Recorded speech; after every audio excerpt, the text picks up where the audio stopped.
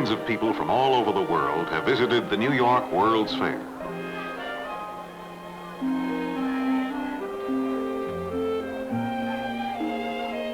Only 2 years before the fair opened, the grounds were a desolate, swampy tract called Flushing Meadow.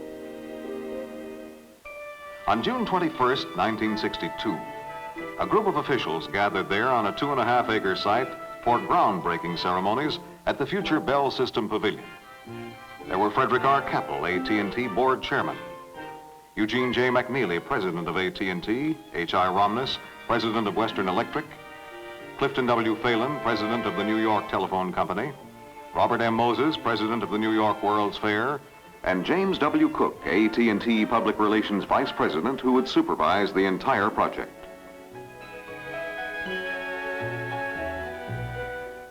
A portrait of the future pavilion was unveiled, the first public glimpse of an outstanding architectural plan and a construction job equivalent in many ways to putting up a 40-story office building.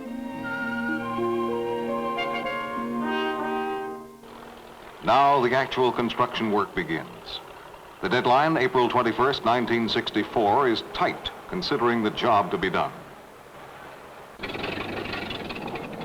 To make way for the foundation, more than 500 truckloads of earth are removed.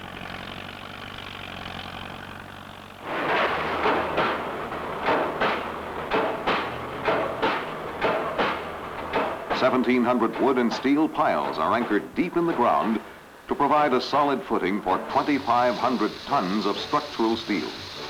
The great frame will eventually rest on 4 pylons like this one. The pylons in turn will rest on a foundation of 2,500 yards of concrete.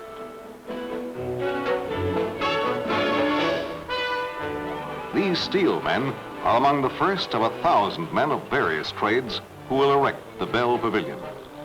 Every welding operation will be double-checked by X-ray because of the extraordinary design of the structure. March 1963. Steelwork is progressing rapidly on the 400-foot by 200-foot floating wing, rising almost 100 feet into the air.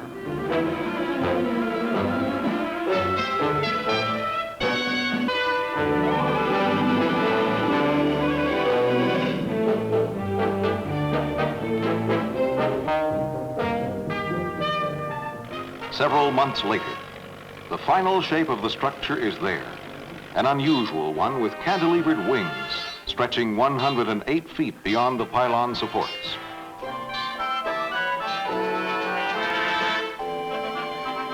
Below is a building of comparable size, the lower exhibition hall, being formed of reinforced concrete.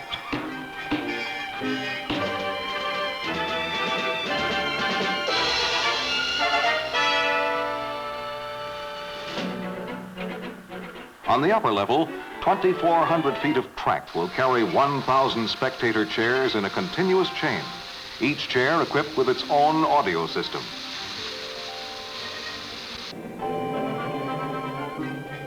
Another innovation is the steel reinforced fiberglass skin enclosing the entire upper structure. 500 panels needing no paint, quick to install, and adding little weight. By midsummer, the roof is on.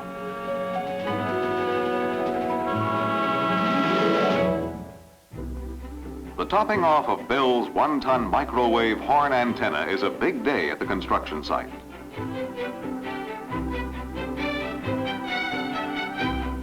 Capable of handling 30 programs simultaneously, the antenna serves as the official World's Fair television transmitter receiver.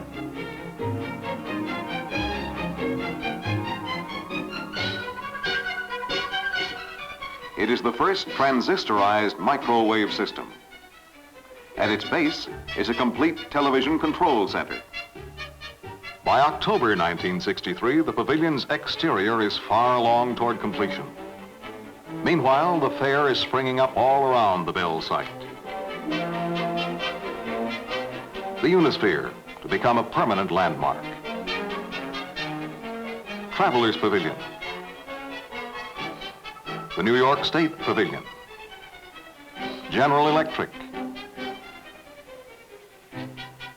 IBM.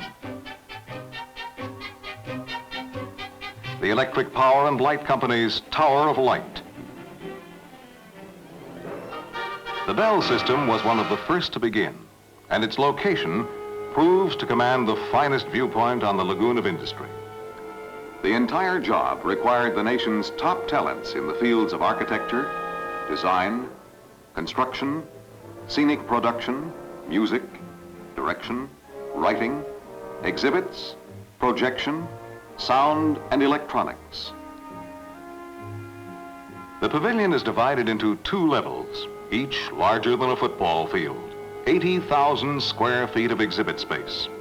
The lower level is partially underground and will house a series of exhibits dramatizing Bell System activities in research, manufacturing, and customer services and products.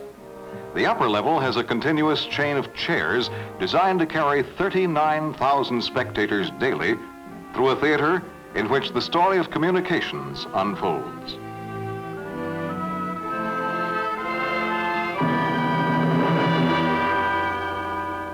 Weather becomes a critical factor as the deadline nears. Much of the building has to be done during an unusually severe winter.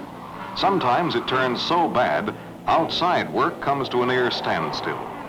But inside, craftsmen with a great variety of skills are at work. Scenic designers are putting the final touches on the Bell Ride finale.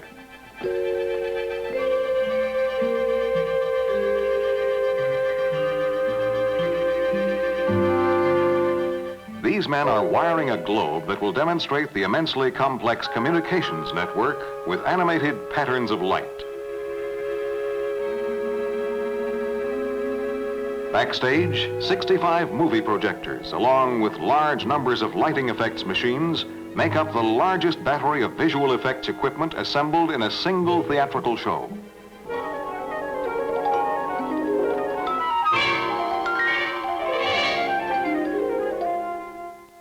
In the lower area, exhibits are being assembled to show how the Bell system is meeting the communications needs of the nation through science and technology. All of these will be seen by an audience of millions. People will see and use the picture phone for the first time. They will learn about electronic switching, see machines that talk to other machines, watch a Western electric assembly operation, and listen to the vocoder transform the human voice. April 21st, 1964. Mr. Cook congratulates the team responsible for getting the show ready and on time, and assigns the happy task of opening the pavilion to Mr. Capel.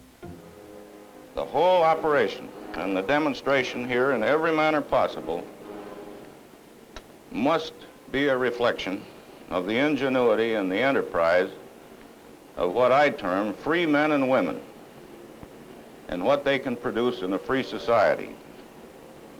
You're going to find people in all walks of life from many countries around the world. And the preciousness of this freedom to operate in the free society, I hope, can be demonstrated to the advantage of that way of life to all the people who come here. With Mr. Phelan and Marilyn Vanderber assisting, Mr. Capel personally greets the pavilion's first visitors and some of the 200 Bell System employees who will run the exhibits for the next 2 years.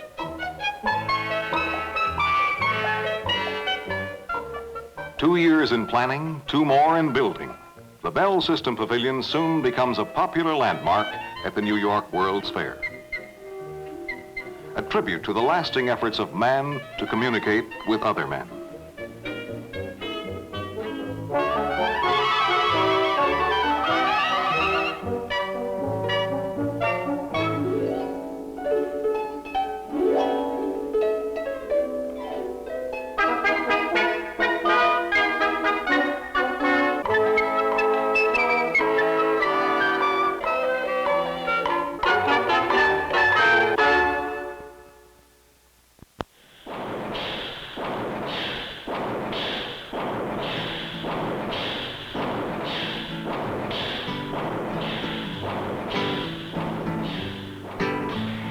And before our wide eyes saw tomorrow arise, fancied or real, a ballad in steel, splendid and strong, building a song of a world that is yet to come.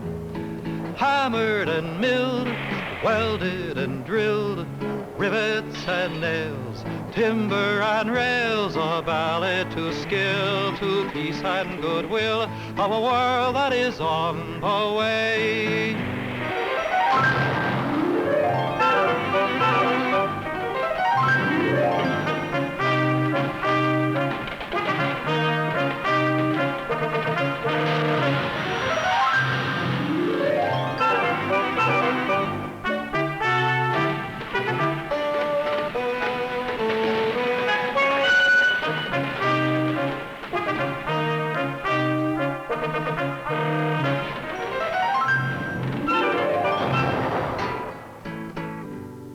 High in the air over the fair, watching the show. Down there below in splendor arrayed, the world's on parade, seen from a holiday height. From lands far away they walk on display, east and the west, the world at its best, each tempted to stare at his friends of the fair, trying to understand the exotic, the new, strolling in view, learning to understand.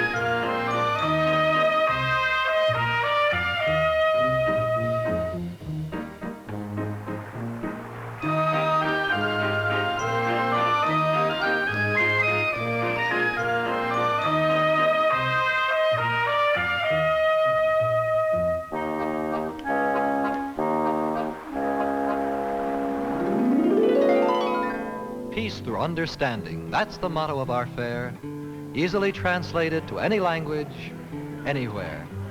A faraway land seen close at hand, the foreign, the strange in peaceful exchange, a colorful feast of sights from the east, from lands far beyond the sea.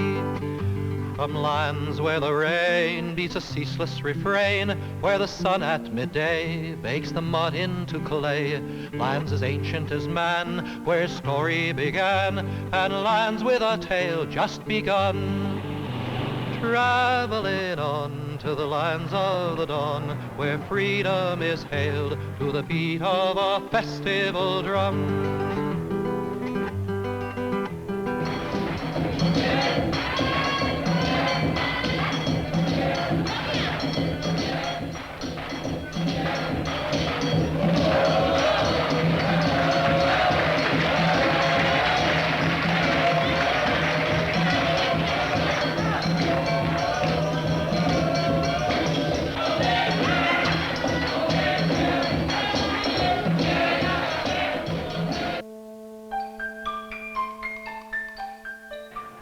안녕하십니까 여러분들.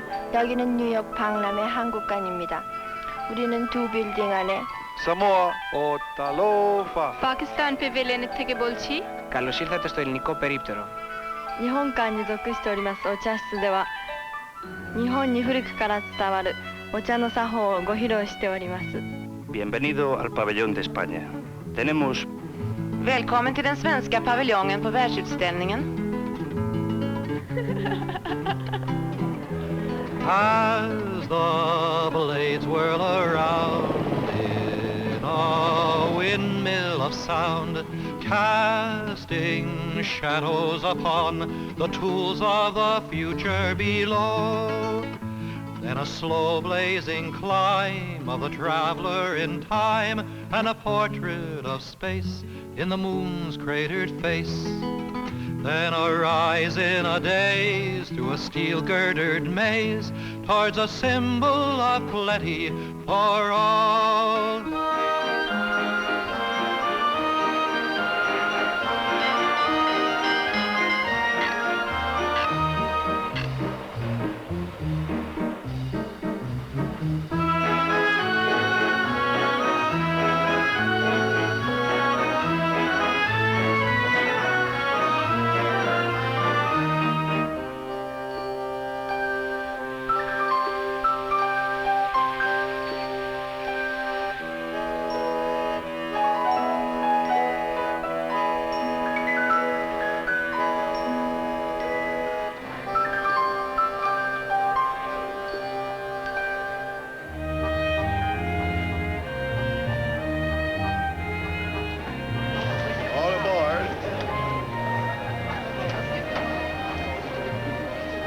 We are now coming to the beautiful Bell System Pavilion, where you'll see the story of communications as you ride in a comfortable... Looking for dreams someday we may own, walking to wonders, the strange, the unknown, waiting on lines till the moment is ours, when we'll taste of the future, rejoice in its powers.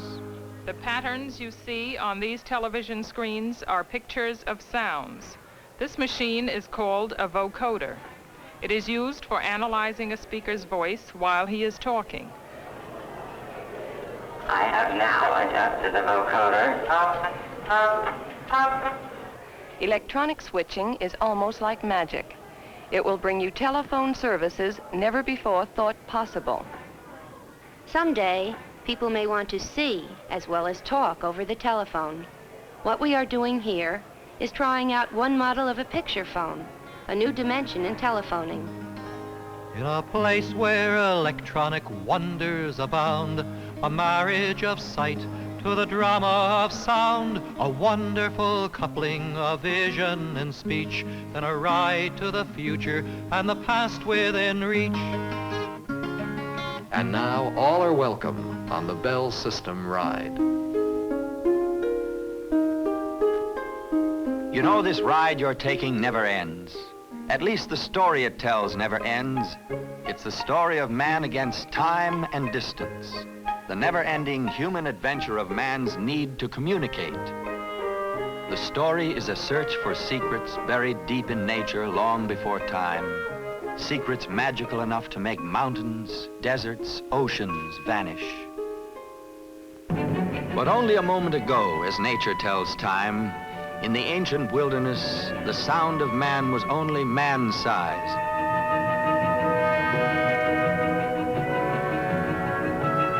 Because you must, you invent a language that talks louder than your loudest shout. Words carved with a chisel, you have shrunk the world. You achieve the marvel of the written word. Words to be sent only as far and as fast as 2 feet can carry them. But handmade words take too long. So you make words by machine, pressed into paper, printed into books, knowledge you can send anywhere, everywhere. And still another language, the language of plus and minus and equals. Numbers, mathematics, which can take the measure of the world. But you learn to read the language of nature's laws. You invent science, gravity, magnetism, light. And you teach electricity to speak. Speak Alexander Graham Bell's 7 simple words. Mr. Watson, come here. I want you. From these 7 words have grown the telephone nerve system of our nation, a living network which mirrors the ingenuity and enterprise of free men in a free society. Yes, you have the world at your fingertips, but you can't help reaching for tomorrow, up to Telstar and beyond. And this is only part of what you'll see at the Bell System ride.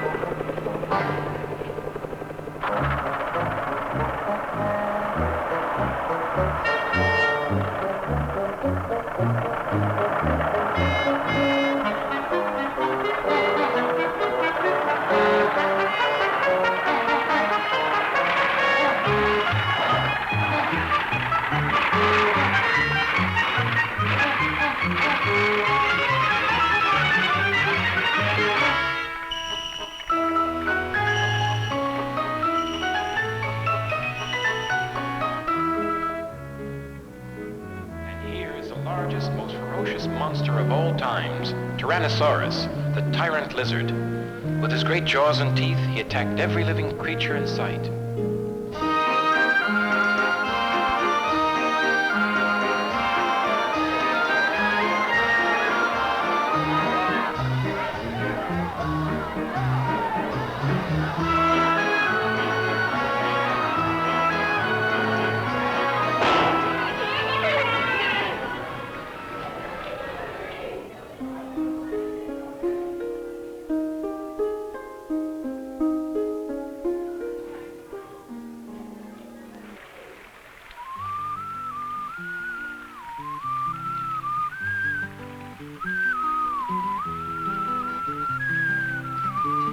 And before our wide eyes saw tomorrow arise, fancied or real, a ballad in steel, splendid and strong, building a song of a world that is on the way. As the day and its light turns into night, lights fading on are the heralds of dawn, of a dawn dreamed of still, with peace and goodwill, of a world that is on the way.